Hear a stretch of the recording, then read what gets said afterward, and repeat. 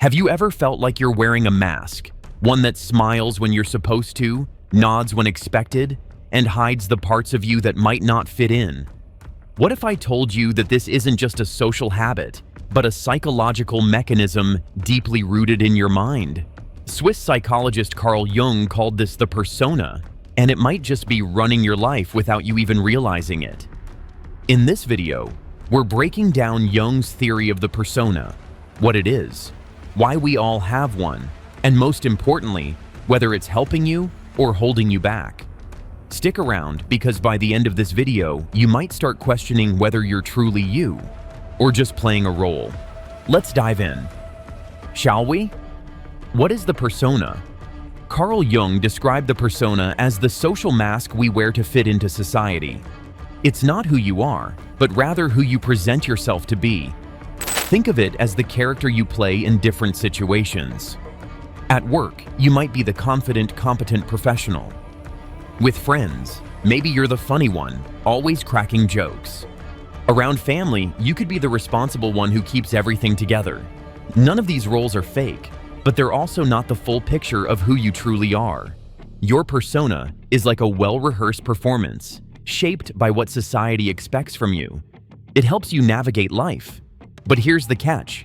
If you identify too much with your persona, you risk losing touch with your authentic self. But before we get into that, let's take a step back. Where does this persona come from? How the persona develops. The persona isn't something we consciously create. It's something we develop over time, often without even realizing it. From the moment we enter the world, we start picking up on signals about what's acceptable and what's not. Society, culture, family, and personal experiences all shape the mask we wear. To understand how this happens, let's break it down into three key influences: family expectations, societal norms, and personal experiences. 1. Family, the first mirror. Our first experience of shaping a persona begins in childhood. As kids, we are like sponges, absorbing everything around us, especially the reactions of our parents and caregivers.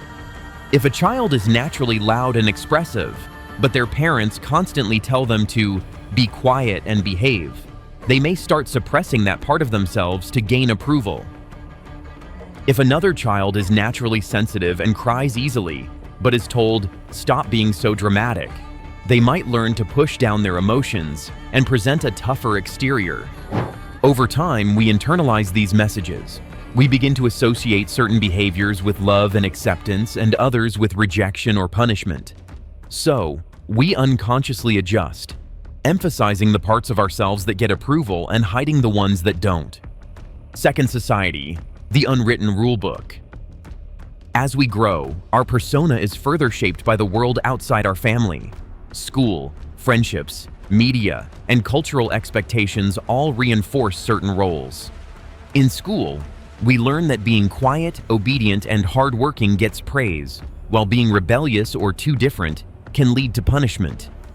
In friendships, we pick up on what makes us likable. If being funny gets attention, we lean into that. If being the responsible one earns respect, we embrace that role. In culture and media, we see examples of what is considered ideal. Social media, movies, and advertisements subtly, or sometimes not so subtly, tell us what success, beauty, and intelligence should look like. For example, in many cultures, men are expected to be strong and unemotional, while women are often encouraged to be nurturing and agreeable. Even if someone naturally falls outside these norms, they may still adopt behaviors that align with them to avoid judgment or rejection. The result? We don't just develop a persona, we start believing we are that persona. 3. Personal experiences. Lessons from life.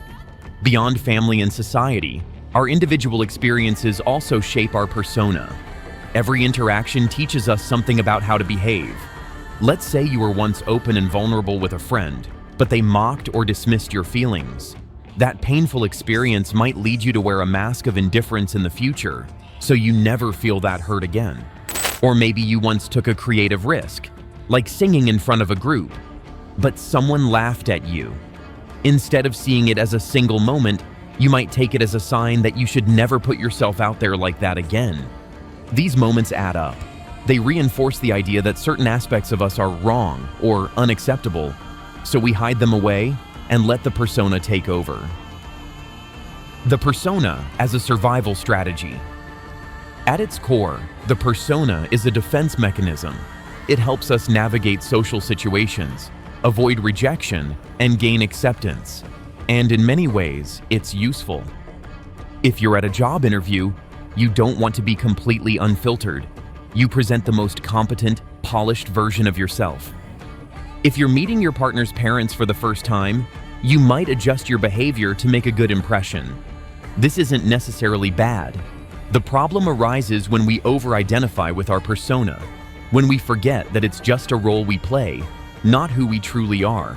So how do you know if your persona is controlling you? Here's a simple test.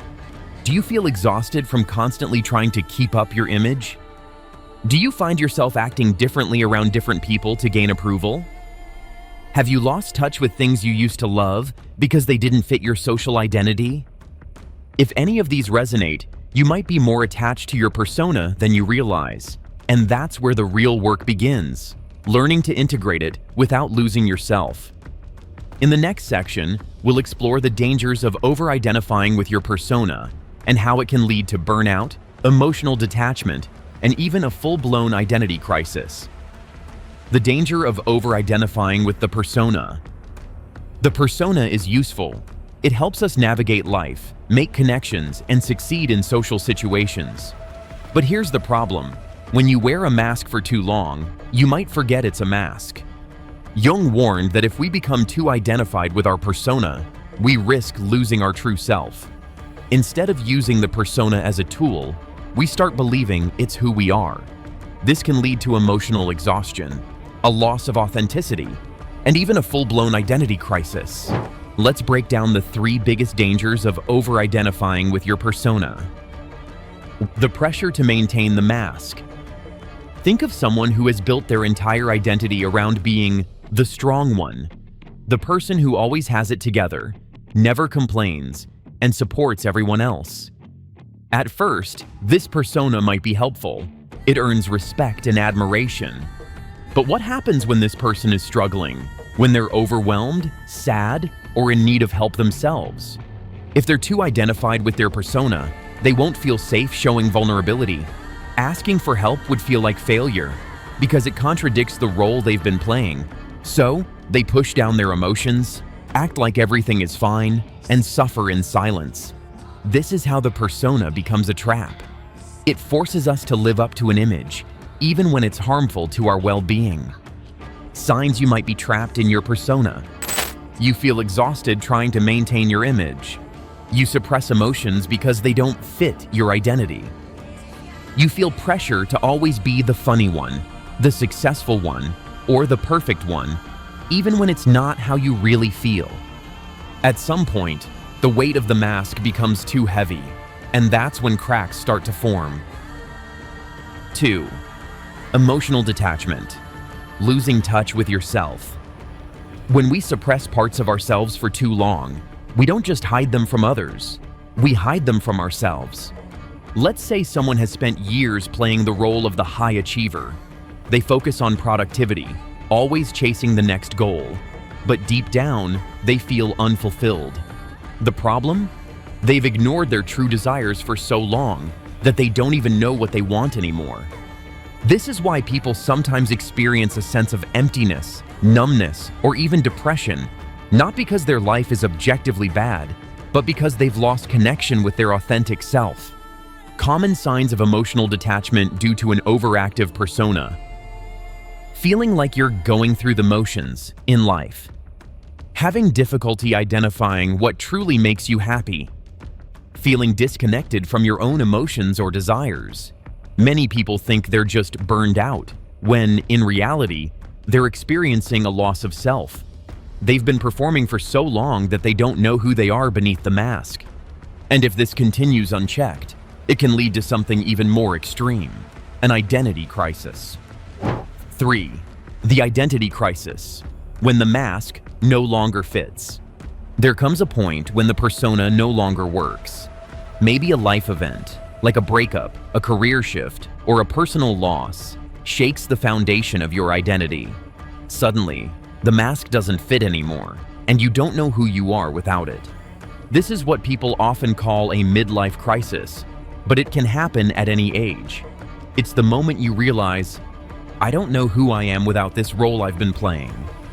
Some common triggers for an identity crisis include losing a job that defined you, a breakup that forces you to question your self-worth, a personal tragedy that makes you rethink what truly matters, achieving success and realizing it didn't bring the happiness you expected. When this happens, it can feel terrifying, like the ground beneath you is crumbling. But in reality, this moment is an opportunity. It's a chance to strip away the mask and start rediscovering who you truly are. Breaking free, recognizing the mask before it consumes you. So, how do you prevent this from happening? How do you live with a persona without letting it control you? Here are a few key steps. 1. Recognize the persona for what it is. Your persona is a tool, not your identity. It helps you function in society, but it doesn't define you. Start paying attention to moments when you feel like you're performing rather than being yourself. 2. Reconnect with your suppressed self. Ask yourself, what parts of me have I hidden to fit in? Revisit hobbies, passions, or personality traits you may have abandoned. 3. Allow yourself to be vulnerable. Challenge the idea that you must always be put together. True strength comes from authenticity, not perfection. Open up to people who make you feel safe. You don't have to perform for those who truly care about you. 4. Embrace growth and change. You are not a fixed character in a script. You are a constantly evolving human being. Allow yourself to change and outgrow past versions of yourself. You are more than your mask. The persona isn't the enemy. It's part of you, but it's not all of you. The danger comes when you mistake the mask for the face beneath it. If you've been feeling exhausted, disconnected, or unsure of who you really are, take it as a sign. It's time to step back and start reclaiming yourself. In the next section, we'll explore how to integrate the persona without losing your true identity, so you can move forward, not as a role, but as your authentic self. Integrating the persona without losing yourself. By now, we've established that the persona isn't inherently bad. It's necessary for functioning in society. But when we over-identify with it, we risk losing touch with our authentic self. So, what's the solution? Jung didn't suggest destroying the persona. Instead, he believed in integrating it, learning to use it as a tool without letting it define you. This process involves self-awareness, reconnecting with lost parts of yourself, and embracing authenticity in everyday life. Let's break it down into 4 key steps to help you integrate your persona while staying true to who you are. Step 1. Recognize your persona. Know when you're wearing the mask. The first step to integration is awareness. You need to recognize when you're wearing a mask and how it affects your behavior. Try this simple exercise. Observe yourself in different situations. Notice how your personality shifts when you're at work, with friends, or at home. Do you become overly serious in professional settings? Do you force yourself to be extroverted in social situations, even when you're drained? Ask, am I acting out of habit or authenticity? If you always play the funny one, the tough one, or the successful one, ask yourself, is this really me, or am I just playing a role? Look for moments of discomfort. If certain situations make you feel fake or exhausted, that's a sign your persona might be working against you instead of for you. Recognizing the persona isn't about rejecting it. It's about seeing it for what it is, a social tool, not your identity. Step 2. Reconnect with your hidden self. Many of us have suppressed parts of ourselves to fit into a role.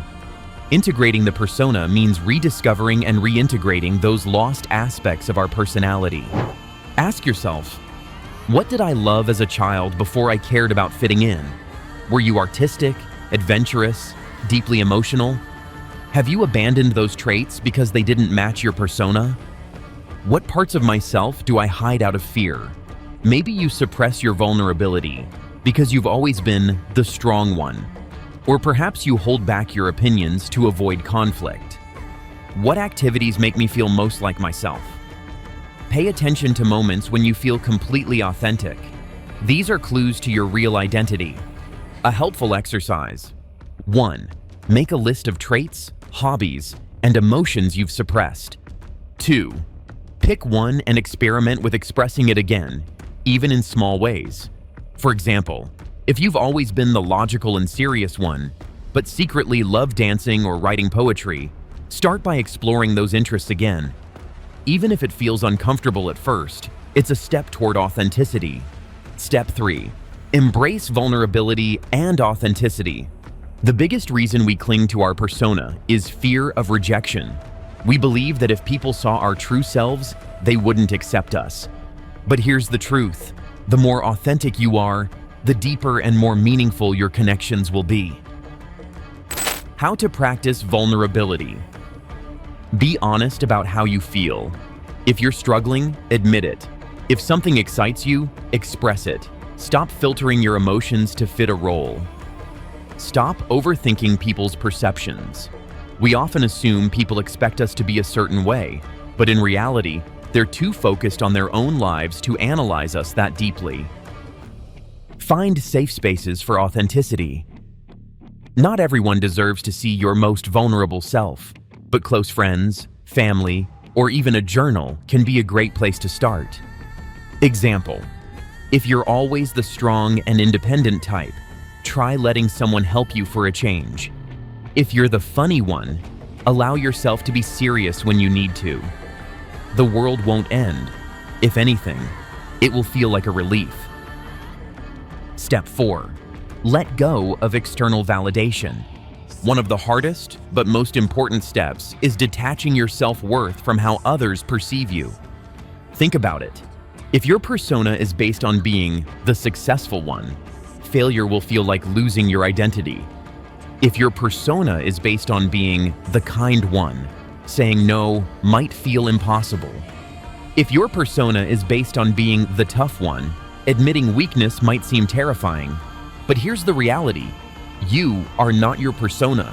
Success, kindness, or strength are parts of you, but they don't define your worth. How to shift your mindset. Ask yourself, who am I without this role? Imagine if you lost your job, your reputation, or the image you've built. Would you still have a sense of self? If not, it's time to start cultivating self-worth outside of external labels.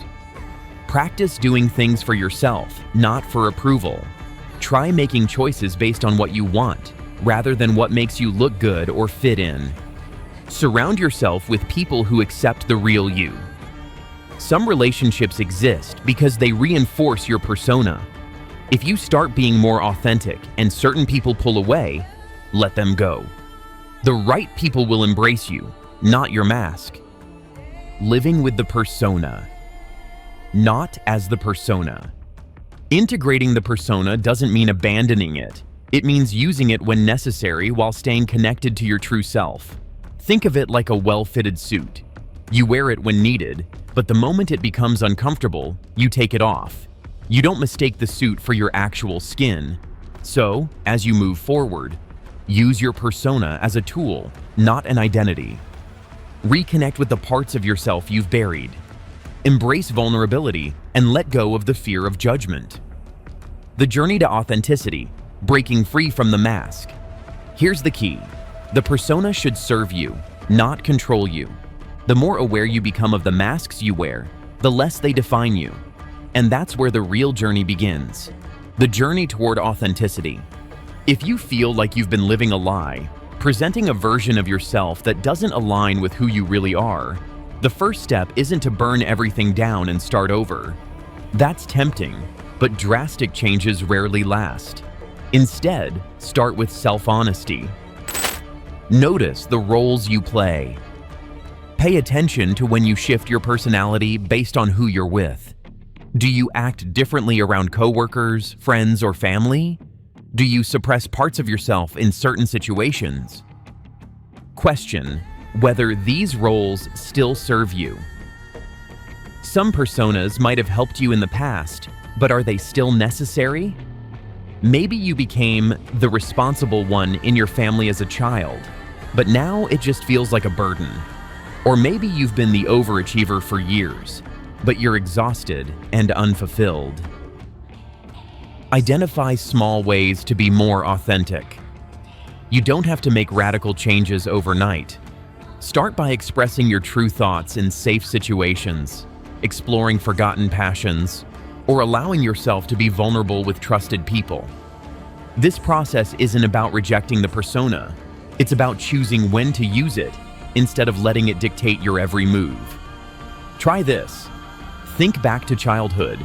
Before you cared about fitting in, what did you naturally gravitate toward? What excited you? What parts of yourself did you hide because they weren't acceptable? Pay attention to what energizes you.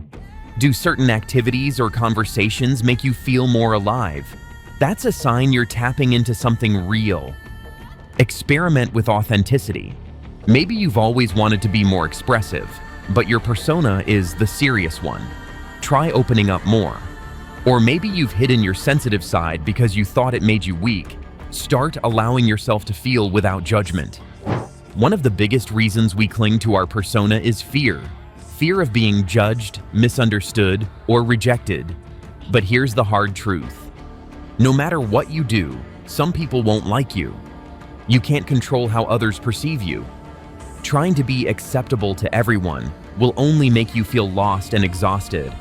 So ask yourself, what's worse?